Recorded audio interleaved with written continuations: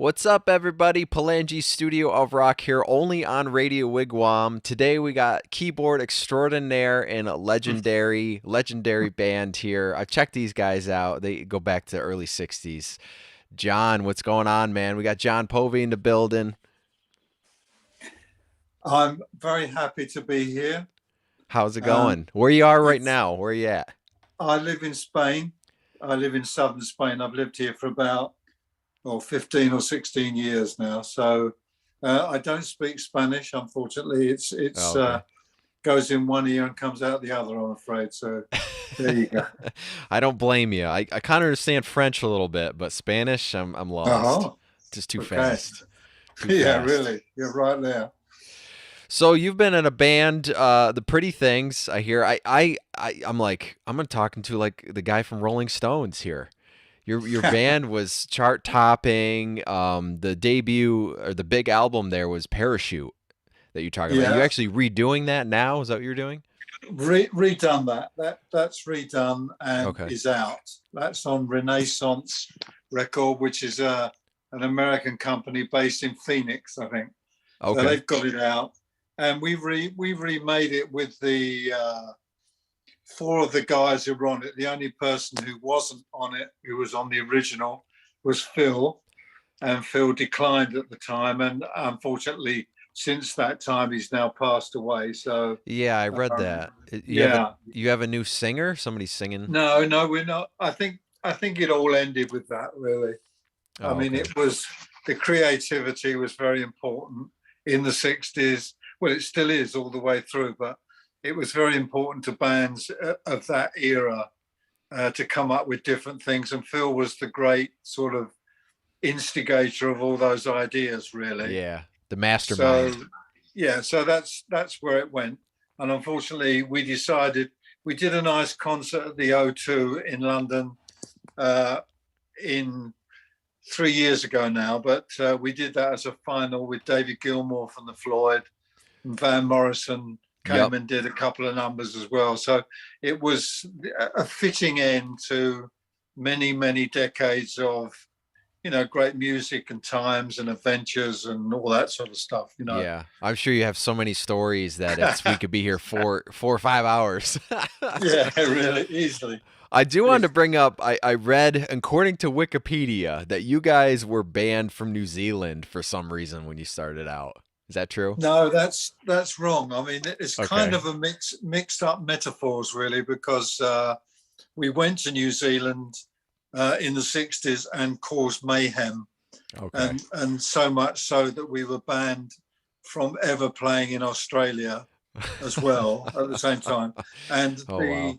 the bass player, one of the original guys in the bass player, John Stacks, went to live in Australia. So that's probably where Okay. that's come from, I expect. Okay. Who have you guys opened up for? Just throw some names out there.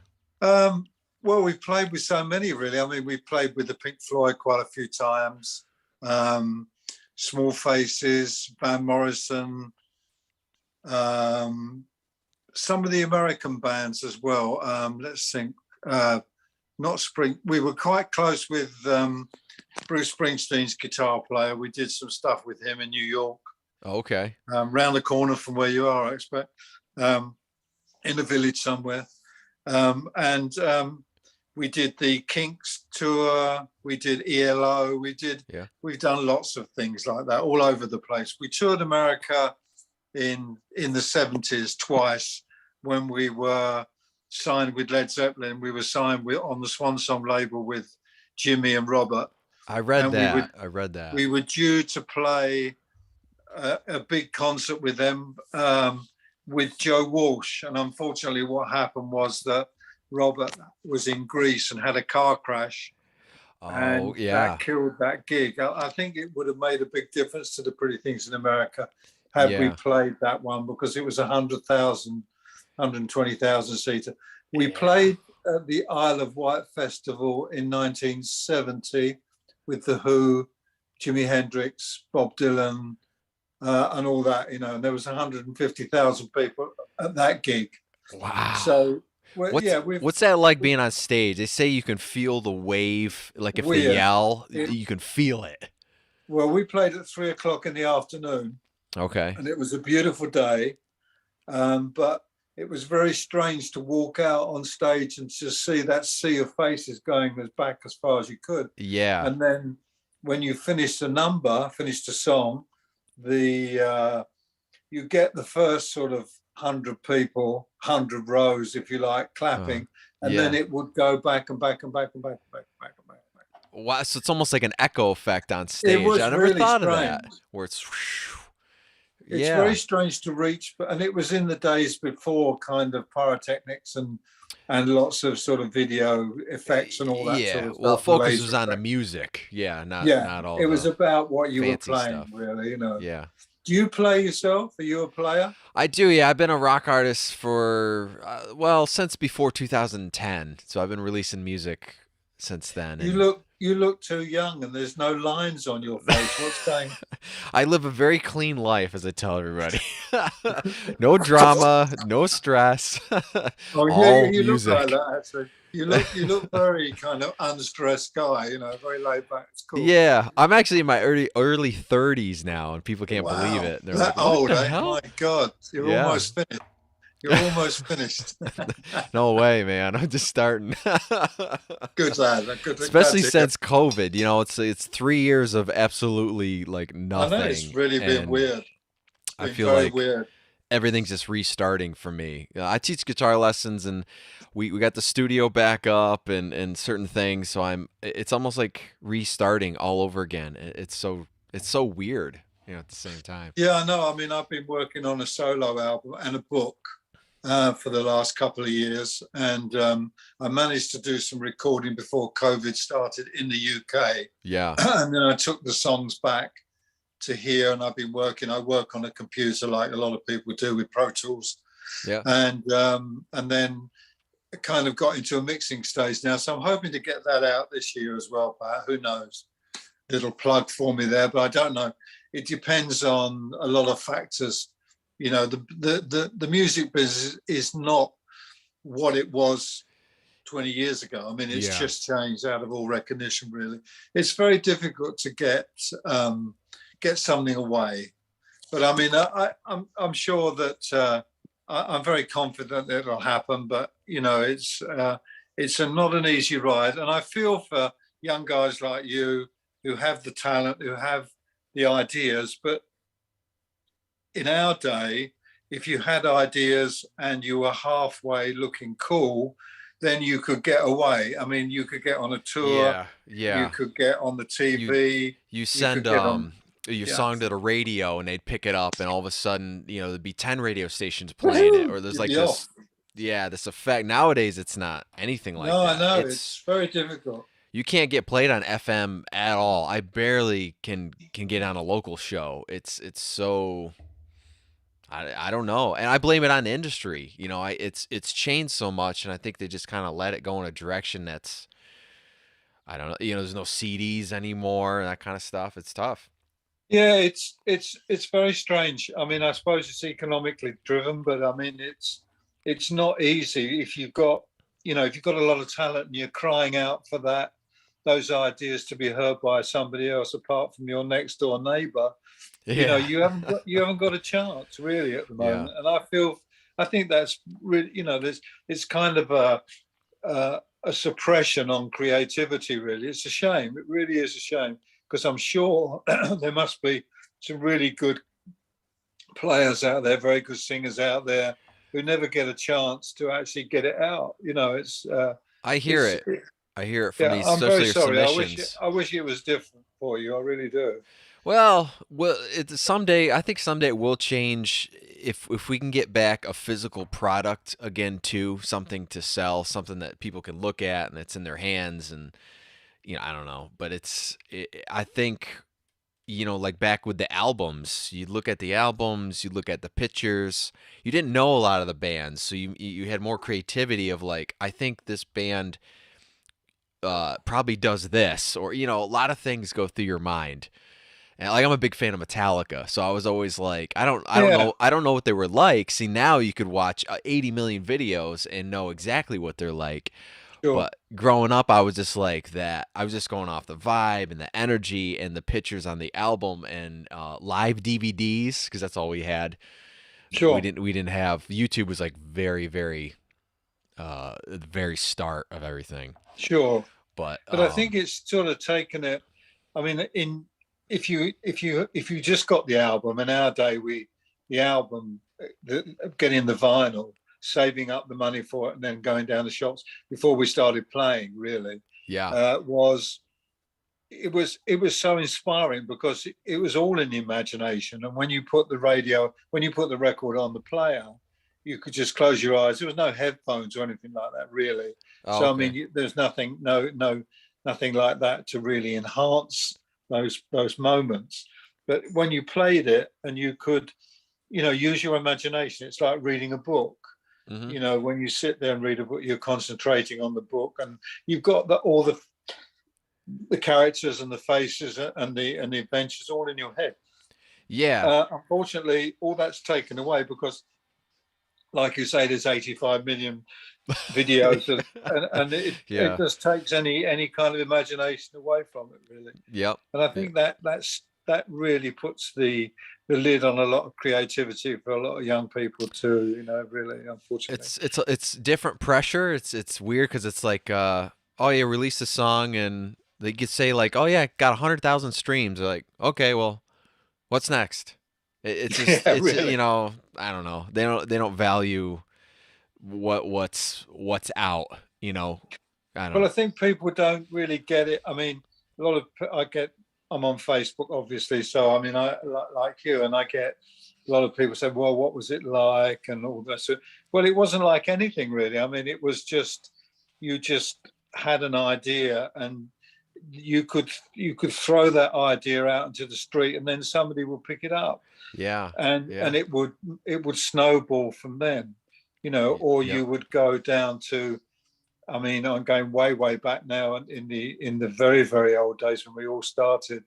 There was a place called the Railway Hotel in a place called Dartford in Kent, which was by the station at Dartford. Nothing Okay. very spectacular. There was a little room at the back of the Railway Hotel, which was a pub, and Yeah. so all the wannabes and all the guys who wanted to be in a band would go there on a Friday night, pay, I don't know, 1 shilling in those days, which was, I don't know, was half a cent or something, nothing, Yeah, yeah, and would real stand cheap. there and watch like five bands play for Yeah. about 4 hours. Wow. And that's how you cut your teeth. And that's how you kind of learnt your craft. Yep. You were watching Paying these your dues, I people. think we call it over here too. You gotta pay your Yeah. dues. But it was Yep. exciting because, you could share it, and there was nobody sort of, there was no sort of guy smoking a cigar waiting around the corner to grab you, Yeah. and exploit you. It Yeah. wasn't like that. It was Yeah. very innocent. Yeah.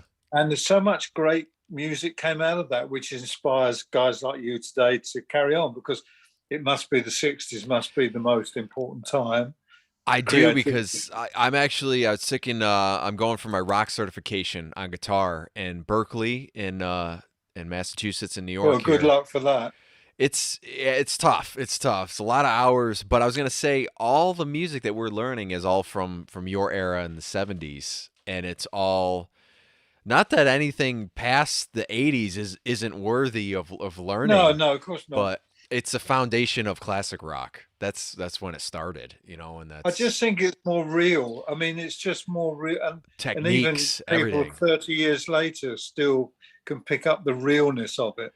They Yes. understand the kind of, that reality of it, rather than, I think, as it got on a bit, as the, we had a couple of very good albums, SF Sorrow and Parachute, Yeah, I was gonna within two mention years. sorrow with the Yeah, story element. When you say it's a story, you yeah, actually told part of stories on that's it. stage. That's it. I Yeah. mean, within 2 years, the 68, 1968 and 70. And then what happened was the over, because there was more money, and bands would be able to do or spend more time in the studio, they got rather overindulgent. And so you would go into the 70s, and towards the end of the 70s, Yeah. you get these long sort of diatribes of of music going on for hours and hours and hours. And of course, And the people got extremely bored with that, really. yeah, and the people were on drugs and all that kind of stuff too. So it Drugs? was. What's that? We You don't mean remember those. aspirin and things like that? As Yeah, I've no. heard. I do want to bring up, so most of your stuff Please was do. recorded in the legendary Abbey Road studio, which I've Yeah, heard yeah, all about. And I'm a gearhead here. So what was it yeah, of like course. recording there? Well, once again, it was sort of like when you were touring, you would always run into bands 4 o'clock in the morning somewhere on a motorway, on a Yeah. freeway somewhere, and you would run into the Stones, or you would run into all these other bands around the Kinks or whatever, run into all those bands and doing the same thing in Abbey Road. First of all, the important thing to say is that the the record company, which was EMI at the time, which is now defunct, Yeah, I remember um, them. they would have people like Norman Smith for the Pretty Things. They would have George Martin for the Beatles, Norman Smith for Pink Floyd. And these guys were 10 years, 12, 15 years older than us. And they Oh, had a okay. jazz, they had a jazz background. So they were very good with music. Okay.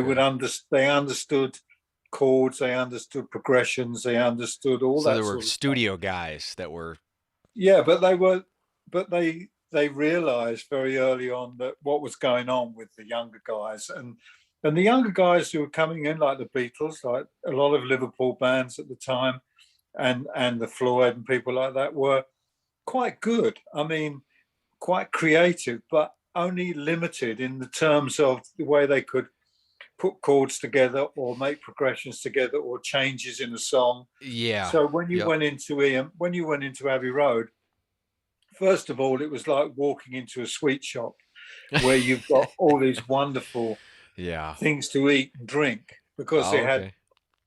all the Hammonds and Bosendorfer Steinway pianos and harpsichords, and the whole place was full up with all this stuff. And you go, "Oh my God, look at this!" And play a little This sounds and do that. perfect. And this sounds great. Yeah. But then you had these guys like George Martin and Norman who would steer you very, very cleverly to make it think that a lot of it was your idea. Oh, okay. They wouldn't sort of say, "Oh no, you got to do that," or "No, you can't do this." They would say, "Yeah, I like that. How about trying to go to A minor or D minor seven or something like that? What's the D minor seven? Well, it's this. Oh, okay, right." So Yeah, okay. we were on a great learning curve. It was going back to school for us. That's what producers should do. It shouldn't just Absolutely. be, oh, And I'm it gonna was mix like, the music and here you go. See you later. it was really good. I mean, it was lovely to be in that creative bubble. Yeah.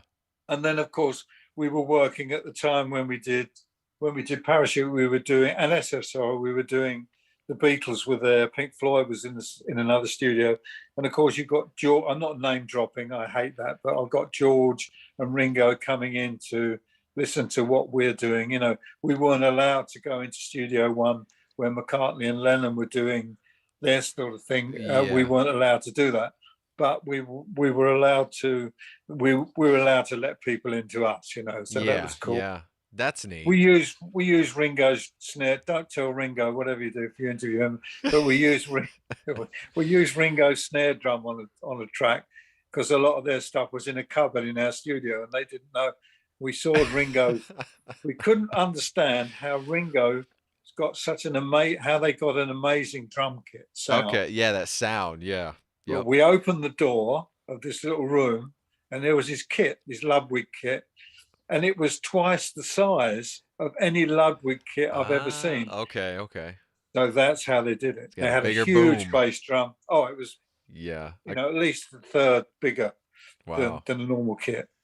So we said, right, lads, the secret's out. But we never told anybody. I'm only telling Grab the you because snare. it was like 700 years later.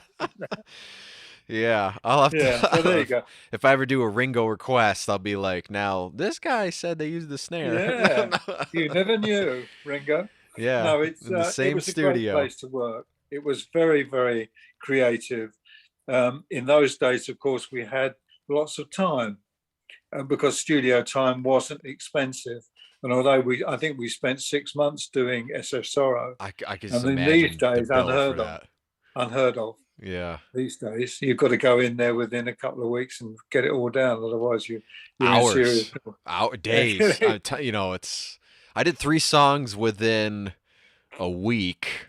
Realistically, now I'd probably have to do 5 songs within a week or something like that. One a Yeah, day, pretty much. it's a shame because we would, going back to that, we would take we purposely, once we understood where we were and what it could do for us, we purposely then only had a very rough, basic idea of a song. We wouldn't come in with a Okay. finished song. So it We would come in be, with it the band will becomes, get together. Yeah, yeah, yeah. Where it's now, it's very much of you gotta have the structure. Everything's there. You're just there to record the idea, yeah. pretty much, Well, I think that's which the is, difference. To be honest with you, looking at it still, the difference between then and now is that you had time yeah, and you didn't yep, have to worry about so you could create the song in the studio and then put it down straight away.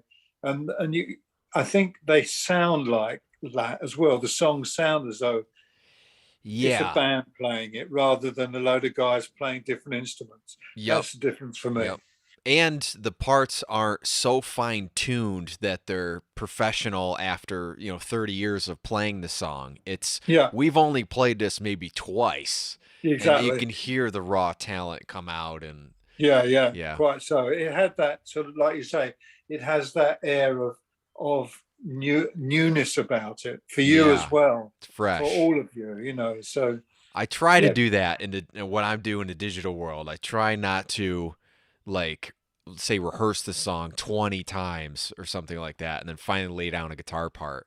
It's pretty much, maybe once, 2 times or something like that, and then finally do the actual thing. You know what I mean? I think you have to leave it. I think it's nice to have that ability to be able to let it kind of evolve a little bit, but evolve with all of you. Yeah. Yep. And I on the show too, I like to talk about the audio stuff. And when I have people over, I always tell them too, don't be stuck on that chord.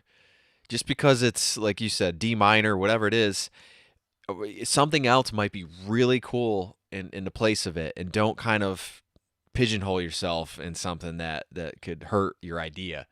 Just try it, go with it, see where it goes, evolve with it. Yeah, I mean, I Yeah. find there's two for me. I mean, I'm not being critical because we live in different worlds, and we've gone. Some of us have gone through much more of the world, and some of us are just starting out. But I Yeah. find that with a lot of stuff that it's kind of, people send me stuff. Would I tell them what I think? And I'm a kind guy. I'm not a horrible bloke. So I try and be constructive Yeah. and say, well, look, the dynamics gone. Where's I can't really hear the lyrics. So what's the point? You kind of get caught in the technology rather. I mean, the technology is amazing. I mean, Yeah. Oh I yeah. we recorded Parachute Revisited, this album that we've got out now, and that was all done on Pro Tools and mixed on Pro Tools. It's amazing. I mean, you've got the world at your fingertips. You can sit down there with a MIDI keyboard and you've Yeah. got the world, and it's Yeah. Yep. instant and it's Yep. fantastic. But you can get reliant on that too much. You become reliant on the technique. The technology begins to overshadow Too many options. the tune, the Yeah. tune itself. Yeah. And to me, in our day, we were always told by all the managers, whoever manages, I mean, make sure it's a strong song. If it's a strong song, everything else is easy. Yeah. If it's a Yeah. kind of rough idea, it doesn't sound that great, but you want to make it sound great with all the technology. It won't last. Yeah. Yep. Comes out sterile. Like I know what you're There you talking go. about. Yep. There you go. So I was gonna say, all the bands that you've said you recorded and played with and stuff, I can hear that all in your music, and I was gonna bring that up because I wrote down all these different bands, and you've said almost all of them. The only one was the Doors. I don't know if you ever were kind of like them or No, I watched them. Okay, We used to play at a place in London in the 60s called the Roundhouse. okay, And the Roundhouse was in a place called Chalk Farm in North London. And it would open on a Sunday only. And it would open up at 11 o'clock in the morning. and it would go right the way through to 11 o'clock at night. And they had all the bands, a lot of American bands there. The Okay. Byrds, the Doors, for instance, came in and played there. And we used to go because it was you could go through the door. You could take off your clothes if you wanted to. You could run around with a joystick, or you could do anything like that, and nobody would care. Yeah. And it was one of those kind of places. So I watched the Doors. A great fan of the writing of Jim Morris. I thought he was an amazing writer. Yeah. And amazing keyboard player as well. I mean, I thought he was absolutely, at the time, although not too many people, I think, appreciated how good he was.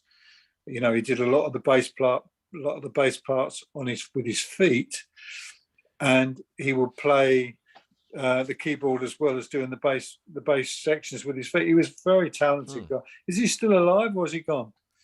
I think he's gone. I think it was a couple of years ago. Oh, what's a shame. Yeah. Zelensky, what was his name? Zelensky? No, I can't think. I believe so, because I seen an interview with him. I think this was 2018, somewhere around there. And as soon as he did that, I heard something happened afterwards. Oh, it's a shame, because they were great. There was some lovely keyboard stuff on that. He was really, really, because he's like, we didn't have a bass player, so I didn't know that. So he played both parts at the same time. They didn't really even have a guitar player for a lot of songs. I was like, the drummer and a singer and a keyboardist. I was like, how do you do that? Well, I think the emptiness of their records was the key to their success, to be honest with you. It wasn't filled up with a dozen acoustics being played, and 14 lead guitarists playing away. It wasn't even on time, a lot of stuff. No. There was just space, and you'd hear like him shout. You know what I mean? And then it goes into something. Oi! Yeah. Change now. No, they were great. The songwriting was so good. I mean, Light My Fire must be one of the classics of all time as a song. Yeah. Oh, yeah. I mean, really. It's very catchy. Yeah. Yep. So we saw them at the Roundhouse, and amongst others, and it was the best place to see them because it just fitted in with the moment where we were, where we were really. It's funny because a lot of people say, like, when they're writing the hit songs, the ones that we all know now, they weren't even thinking about that. Some of them they're like, well, that was going to be the last song on the record, or wasn't even going to make it. Exactly. Because I remember him saying something about that, and he's like, "Riders on the Storm," and he's like, "This is terrible." I was like, oh, really? Some old interview, and I was like, he goes, "You just never know," or something. He's sitting back. Well, you just never know. Well, that's my point about the creativity of places like Abbey Road, where you were allowed as a band to, to find your way through the song really, and to make it work. Yeah. Which you don't get, like you rightly say, you get a few hours to. I think what you do these days is you rehearse it till it's kind of dead really, and then you go in and record it. Yeah. You make sure everything's all together. Yeah, you squeeze the life out of it, I think, and then you go and record it, which is where we never did that. I mean, and I think that's like you rightly say, that's the difference between then and now. But then was a very different time. There was no mobile phones, there was no computers. Oh yeah. If you wanted to call your girlfriend, you had to stand in the freezing cold by a phone box and wait for this guy to come out who'd been on his phone. The Superman telephone booth. Well, that's it. It was like that. But in a way, you valued those. For me, and I know I'm much older and I've been through all that, but I mean, it's just that you kind of valued it more because you had to really try. For instance, when you were playing live on stage, there was nothing to support you. There was just really crummy PA and maybe a couple the of sound systems weren't that great back then. No, I can say that. They might have been huge. You're like, oh, they were huge, but they didn't really sound No, good. They didn't sound that great. Yeah. So and there were no lasers or anything like that, and no video screens. There was smoke though. There's fog and real smoke. Yeah, you had a what was it? What was that thing we used to use? A strobe light. Yeah. Yep. You ever seen the strobe light? Yeah. So we had that, but that was it.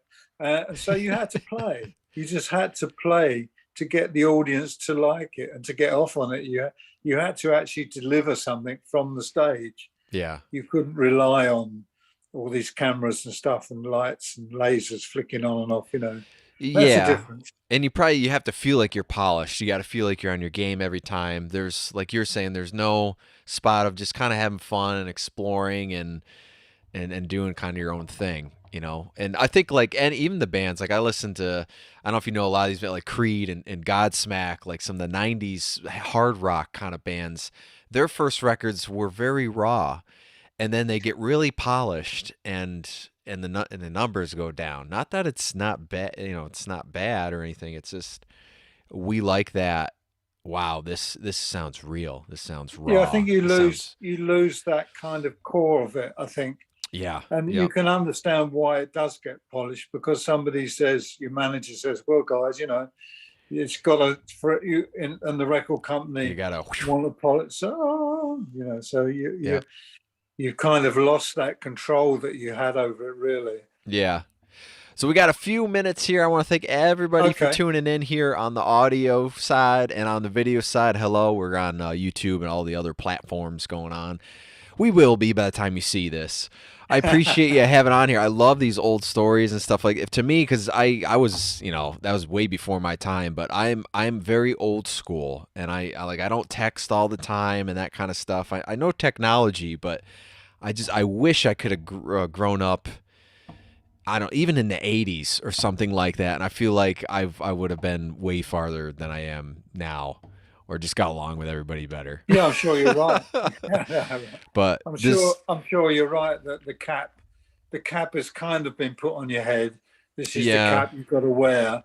But I mean, sometime along the line, as you get a bit older, you can take that cap off and throw it in the bin and put your own cap on. I think that will happen, like you say. I think there's a yeah, moment that this will change. yeah. I know what you're talking about. Everyone out there, don't get discouraged either. I know we play a No, lot of don't indie, get discouraged. we play a Keep lot of going. indie Look, artists, and I mean we'll play you guys all the time, and keep. It's important though for you guys out there to know you have to keep pushing. You know, sometimes you got to remind all of us to do things because there's a lot of things going on. That's no, one of the I main think things. it's a shame that it's more difficult for you. It was not that the finding the songs is never easy, but we once we've found the songs, we could then easily share them with somebody else. These days, it's not Yeah, so easy. yeah, So, but out of that, all I can say is that out of that will become the harder it is initially, the more worthwhile. Once it does break, the more worthwhile it is anyway, because you put that effort into it. yep. You get And that and I payoff. do, all those young guys out there who are sitting there with their chords, don't be frightened. Do whatever comes into your head, put it down. We always found that the first cut or the first take of something lyrically and also in terms of a lyric line was always the best. So we would Okay. always record, even if it was just on a little tiny recorder, we would just get that idea down. You could Yeah. change the lyrics and everything later on, but sometimes that first pass is the best.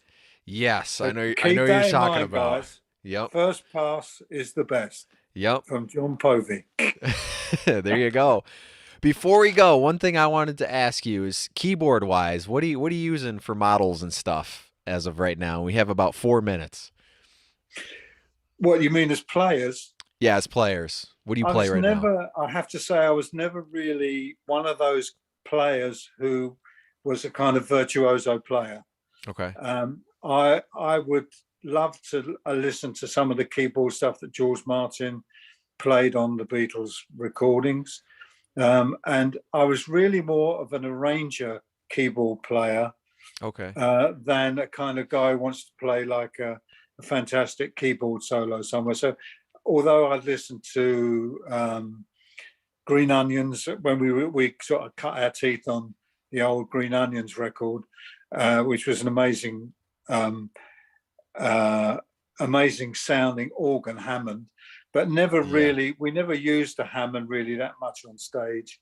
We would use earlier on, we used some old sort of Vox Continental thing which screeched and made terrible noises, but we liked it. Yeah, yeah, fit it. Well, I was gonna say your music has more of a, even though it's in that era, it has early hard rock roots. Like I'm hearing certain phrases and stuff in there that remind me like Judas Priest or something a little bit that they would do in that realm of like the miners and stuff. And I was like, that's neat because I never heard that in Led Zeppelin, but I did hear that in a lot of your live stuff in the 70s when there's some of the videos I watched. Yeah, yeah.